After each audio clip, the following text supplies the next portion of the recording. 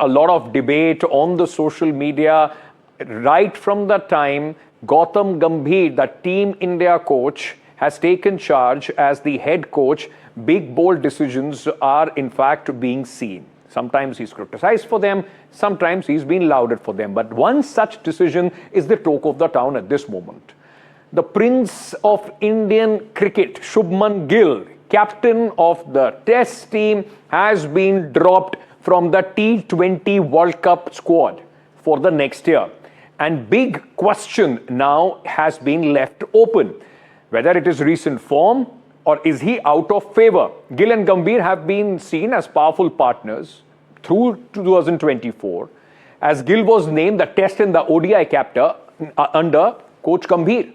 But string of poor performances in the T20s have resulted in the batting superstar being dropped from the World Cup, for Ishan Kishan and Sanju Samson coming in. Is this a reflection of Gambhir's performance review, or did time really run out for Shubman Gill? How will this impact Shubman Gill and the team? Because Twitter, X and the social media is completely divided. Some, in fact, in favour, others saying that this is possibly for the first time that a sitting vice captain of a team, captain of the two other formats, have been dropped the way Shubman Gill has been. Let me very quickly go across at this moment to consulting sports editor NDTV, Boria Majumdar. Largely on matters cricket, the last word as far as India is concerned. Boria, thank you for joining us. What is happening? There is so much going on social media for and against Shubman Gill. People are in fact posting your videos where you were also confident that he will still make the World Cup squad. What happened? The fact of the matter is he's been left out because of lack of runs. Is a fair call. Nobody can say that the selectors or Gautam Gambhir have taken a wrong call. Everybody felt that when he was brought back in September, including me, that Shubman Gill will make the World Cup squad, but none of us anticipated or could anticipate that for about 10 matches he wouldn't score. Look, Ankit, I am very, very clear. If you take football, think of England, Paul Gascoigne, multiple sports. At the end of the day, it is performance. If India does not win a World Cup on home soil and Shubman Gill plays, that doesn't tick any box. Ultimately, India has to win. Where you can also ask a question is, if you've dropped Shubman Gill, then why not Surya Kumar Yadav? Because Surya Kumar Yadav has not scored either.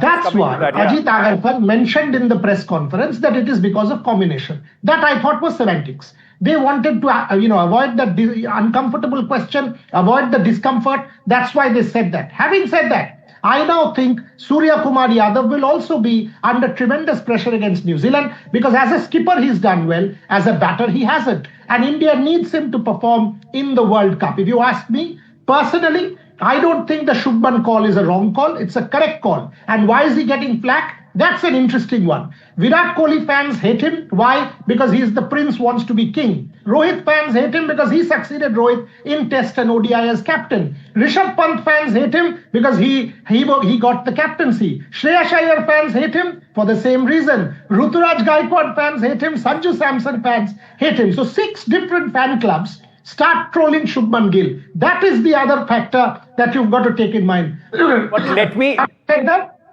I don't take social media seriously. Okay, but Boria, let me then ask you this.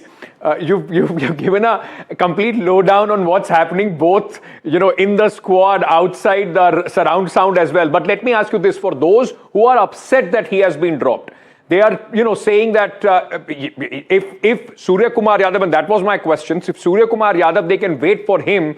He's just one knock away from getting back in the form. Shubman is a class player. He's your Test captain. He's your ODI captain, and he possibly, and the vice captain of the T20 squad as well. He possibly was also just one knock away from hitting the form. Why this double standards when it comes to both of them? because one is captain and vice captain. They are, vice captain is largely an ornamental position, nothing more than that. You don't need a vice captain to run a team. 2 months before a World Cup or 50 days before a World Cup, you don't drop your captain, number one. Number two, if today it's test match cricket, Shubman Gill is royalty, he's number one. Surya Kumar Yadav as a T20 player. Even Shubman Gill's biggest fan will agree, Surya Kumar Yadav is a better T20 player than many. So if you have to bank on someone, you would bank more on Surya Kumar Yadav. And when you say captain and vice captain, Ankit, it's chalk and cheese. A captain cannot be removed 50 days before. It would have created a major flutter within the team and upset balance. A vice captain is dispensable. 3 months back, Shubman was not there. Axar was vice captain. Surya has been controlling the team for the last 1.5 years. So I don't think that was a call for the selectors. That's why they use semantics. They tried to avoid the discomfort and said it is because of combination. The truth is, Shubman Gill has been dropped because of lack of runs. Some people might say, why not Surya? The fact is, Surya Kumar Yadav is your captain. You cannot upset the balance. Having said that, Surya will be under enormous pressure to perform against New Zealand and then in the World Cup. Boria Majumdar, always a pleasure to have you, and of course give us a full lowdown on everything that people need to know about cricket on and off field. Thank you so much for joining us on the broadcast.